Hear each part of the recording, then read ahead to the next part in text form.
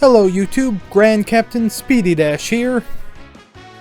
Last time on What If Cooler Adopted Kakarot. Kakarot wished for Cooler to be immortal and restored the Earth's Dragon Balls. How will these wishes affect future events? Find out now. Kakarot is happy with the birth of his son, who Bulma names Trunks. Cooler hopes Trunks will have the best attributes of his parents.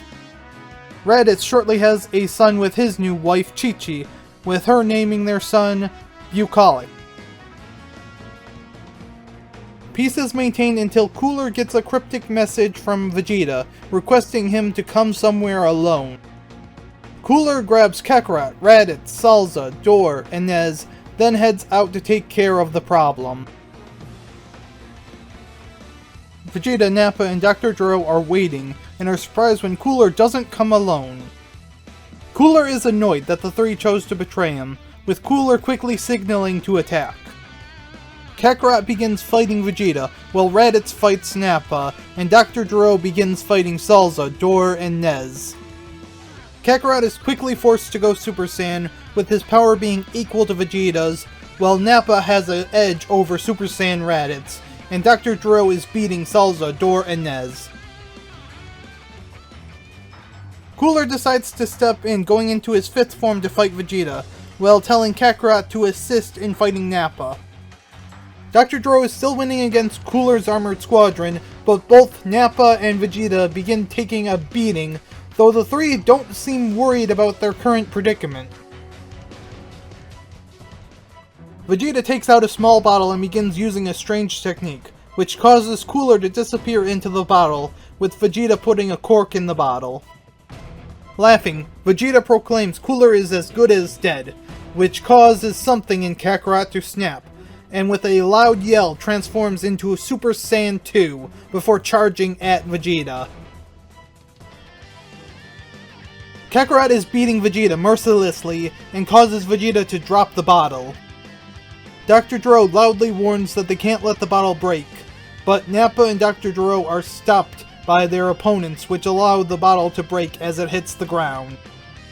As the bottle breaks, a golden glow erupts from its shattered remains, with Golden Cooler emerging from the glow. Cooler rushes in and takes over the Vegeta fight, then begins brutally beating Vegeta within an inch of his life. Kakarot begins beating Dr. Gero while Cooler's armored squadron begins assisting Raditz in beating up Nappa. It isn't long until Vegeta is on death's door, while the beaten up Nappa and Dr. Gero are piled on Vegeta. Nappa begins begging for his life, saying the other two coerced him into assisting them, and is actually loyal to Cooler. Cooler tells Nappa to prove his loyalty, with Nappa launching a full-powered attack at Vegeta and Dr. Gero. Dr. Gero survived the attack, but Vegeta is completely obliterated, with Nappa continuing his attack until the Doctor was killed as well. Cooler welcomes Nappa back into the Cooler Force, but warns that any more missteps will result in Nappa's death. Nappa leads Cooler and Kakarot to Dr. Gero's lab, while the others head back. Cooler contacts Bulma to come and examine the lab, with Bulma shortly arriving to learn what she can from Dr. Gero's work. Bulma is impressed by what Dr. Gero has been working on in secret, with Cooler hoping that Bulma could make use of the technology. After finishing their search and leaving, Cooler decides to play it safe and blow up the lab. After returning to Capsule Corp, Bulma quickly finds something disturbing in the notes of Dr. Gero, and soon confirms it. Bulma informs Cooler about the worrying details, with Cooler thinking he'll investigate it himself.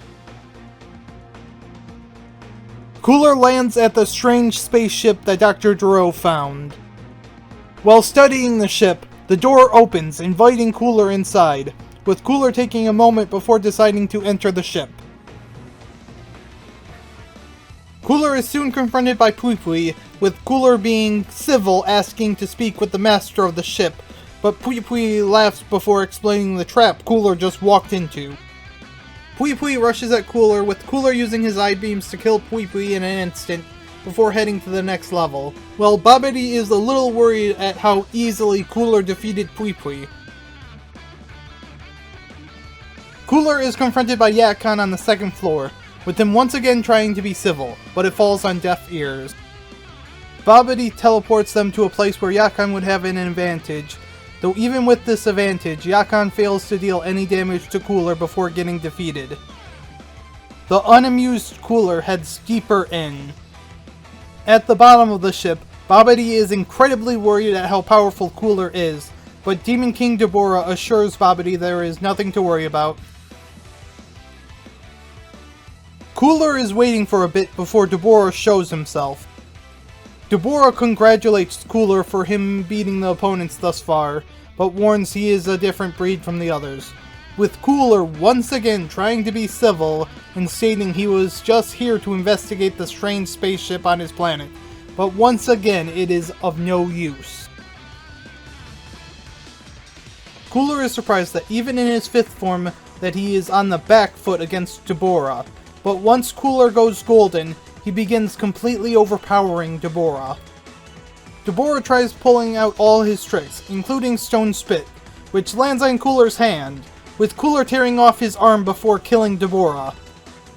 Cooler's arm shortly regrows as Cooler heads further down. Babidi is completely freaking out and decides his last chance is to take control of Cooler. Cooler is on the 4th floor waiting for the next opponent when Babidi tries to take control of Cooler. Babidi continues to use his magic to try and take control of Cooler, but Cooler is resisting. Cooler rushes to the door down and busts through it, which catches Babidi off guard, causing a break in his magic, giving Cooler the chance to kill Babidi.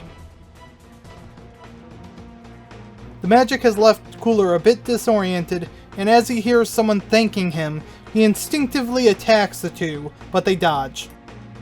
Kobito is ready to retaliate, but Shin calms Kobito and tells Cooler that they aren't his enemy. Cooler, finally regaining his bearings, calmly asks who they are and what do they want. Shin explains about Majin Buu and how Babidi was trying to revive Buu, with Cooler commenting that his father has warned him about Majin Buu. Shin continues and thanks Cooler once again, before teleporting away with the Buu egg. This is where I'll end the part for now. How will Dr. Gero's betrayal and the failed resurrection of Buu affect future events? Find out next time on What If Cooler Adopted Kakarot. If you enjoyed this video, be sure to hit that like button, and if you haven't already, subscribe to my channel so you get notifications when I release my new videos. And if you're interested, join my Discord as well. As always, have a wonderful morning, afternoon, evening, or night, wherever you are.